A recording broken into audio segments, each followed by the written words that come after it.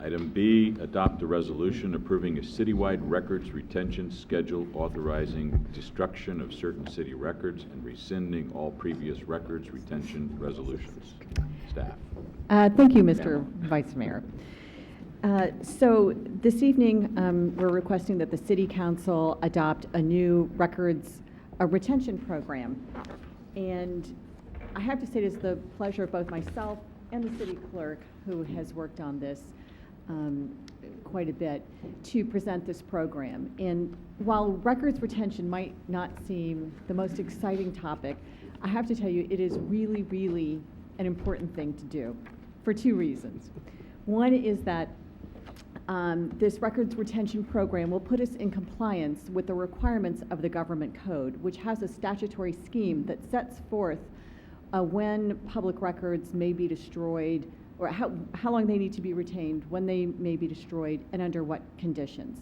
So this would bring us into compliance with that.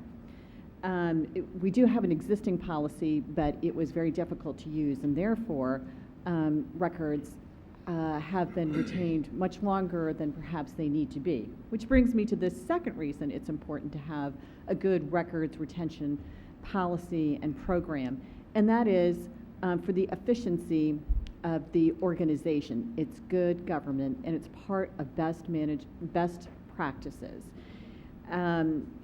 What a records retention program, when it is well done, can do for a city in terms of its efficiency is it can help you really better know what records you have, make it easier and more efficient for staff to identify and locate records. It will make it easier for the public to access records under Public Records Act requests, and for employees to identify, locate, and provide those documents. And it also reduces costs, because when you're retaining documents for long periods of time that perhaps are duplicates or are unnecessary for the organization to maintain beyond a certain point, then we're just paying huge storage costs to keep them for no real reason. And that takes away from efficiency and increases our costs. The way that the policy was developed was in consultation with a records expert. There was great coordination among the departments, and our directive from the city manager was to ensure that the policy did a couple of things, but most importantly that it be internally consistent, and that we exercise care to not destroy records unnecessarily, to make sure that they were retained for the minimum period that is required not only under the government code, but for the efficient operations of our government. And lastly, we wanted it to be really understandable and easy to follow, which the last records retention program, the reason it was not used was because it wasn't created in consultation with all of the staff members and was not easy to follow. One example of it, if you can bear with me on this, if you look in the packet at the retention policy, and I'm looking at the very last page, and this is the one I'm probably most familiar with, just to give you an example, it's how the policy applies to my department, the city attorney's office. So, for example, claims, which we receive government claims alleging various issues for which the city could be potentially liable. This is on about the fourth line. You would want to keep the claims, of course, until there's a final resolution. And so what we have here is that we would keep the claims for until final resolution plus 5 years. And then pursuant to different government code instructions, there are certain documents that can be converted into different formats. We've indicated here what formats they can legally be converted into and destroy the paper document. And also the different government code or other applicable statutes that might need to be consulted before a record is destroyed. And the way the record would be destroyed is pursuant to the minimum statutory period, policy period. There would still need to be the approval and consent of both the department head, the city clerk, and the city attorney. So that's the way we've organized the program.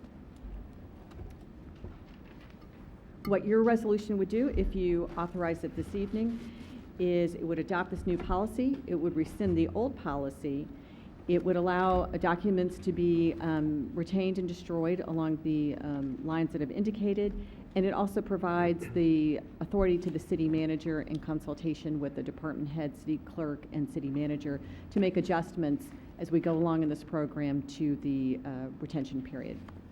At this time, does the city council have any questions for me? Questions of the city attorney? Through the chair, couple questions.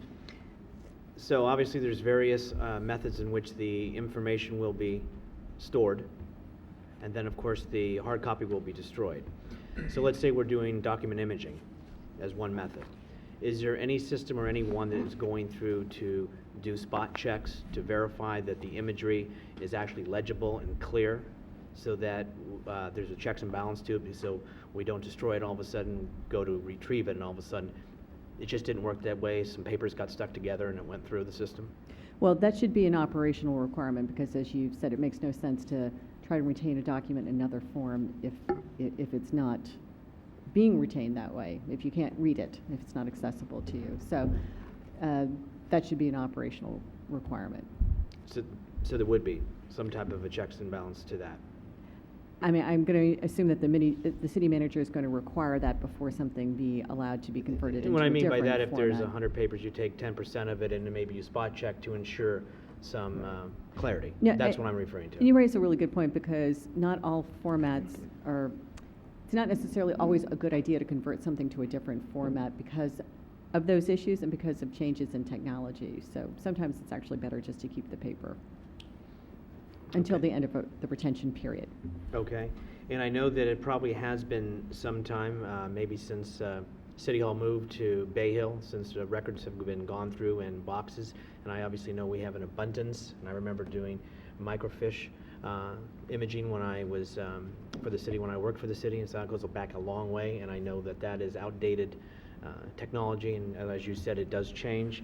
One of my other questions was on the resolution under Section 3.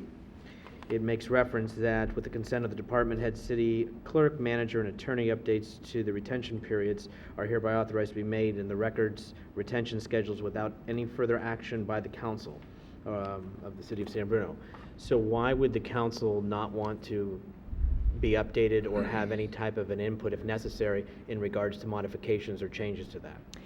You could certainly retain the authority to do it, and the question is, do you really want this to come to city council for making minor modifications to retention schedules?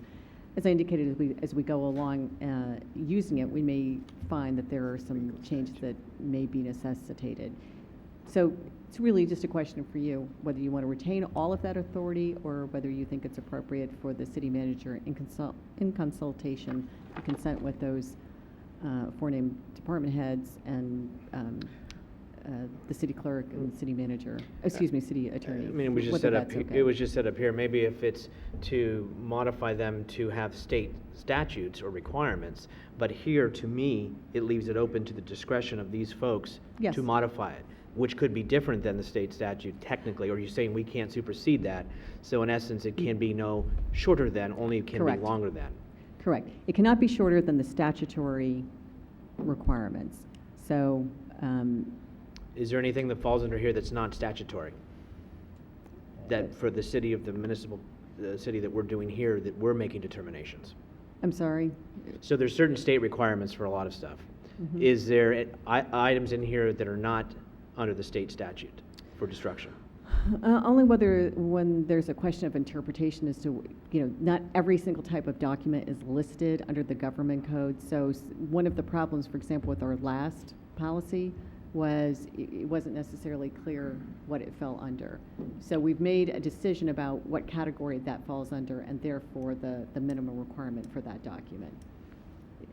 I hope that. It does, and it just brings me back to the point. I understand the state statute, and that dictates to us, so it is what it is. But when we start having gray areas, I don't know if that is something that should not, at times, come back for council review, just so that the council is aware of what is being destroyed and on what timeline. That's just and my certainly can commentary. retain that authority, and it's not a problem for the staff.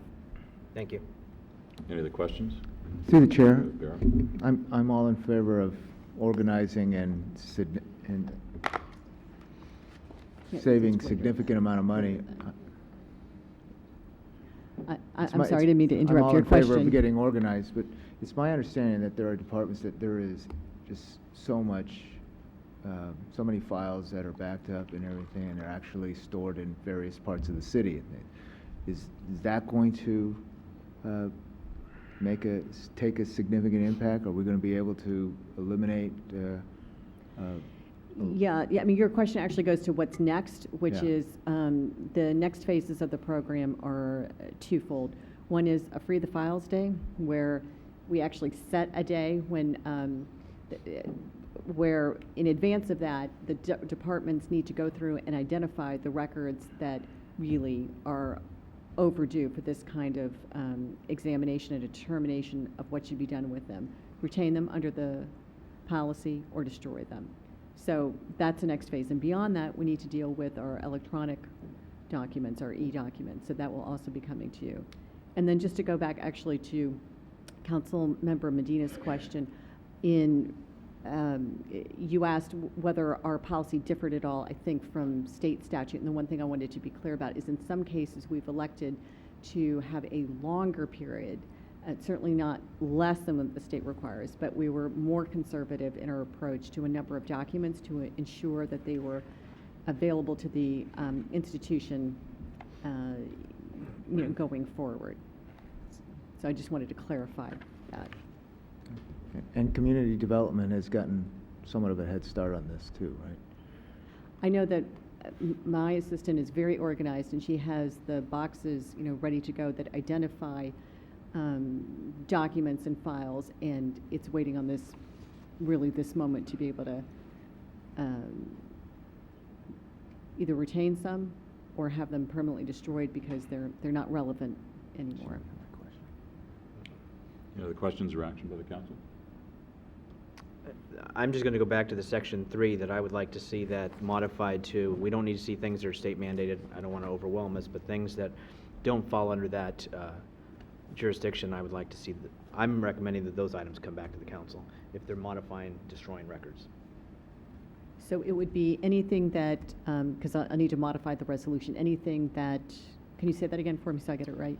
If it just doesn't, if it falls outside of the state statute. So obviously the state is probably dictating, what, 75, 80% of this or more?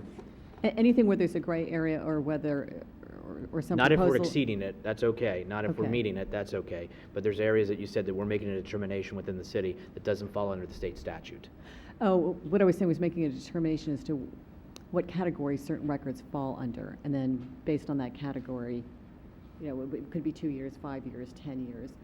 That's where our last policy really wasn't clear. It just listed all this stuff, and then it left it open to interpretation as to which minimum standard applied, and now that's been clarified. So I'm sorry if I didn't answer that very well previously. Okay. Action? So, through the chair? Yes. I'm sorry, Councilman Medina. After hearing that information, are you still requesting that the resolution be changed so that any changes in document retention that are outside the state purview come back to us? Yes. Okay. May I have clarification?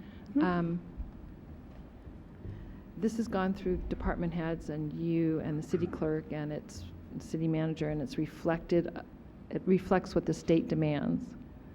It does, but there is no harm in it coming back to the city council as we work through it. If there are any I just want to be changes. clear what it is that comes What we back did. to us.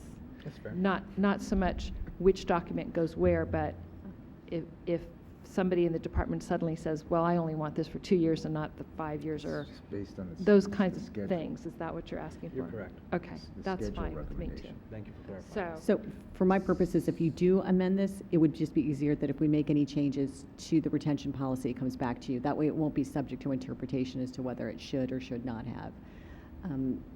But you probably, Yeah. in the next 5 years, probably nothing will happen anyway, so. That's correct. Okay, no, I just want to make sure we are all. Thank you. Okay. So, you're introducing the resolution? I'll go ahead and introduce the resolution with that modification to section 3 of the ordinance. Councilmember Medina. Aye. Councilmember Ibera. Aye. Councilmember O'Connell. Aye. Vice Mayor Ruane. Aye.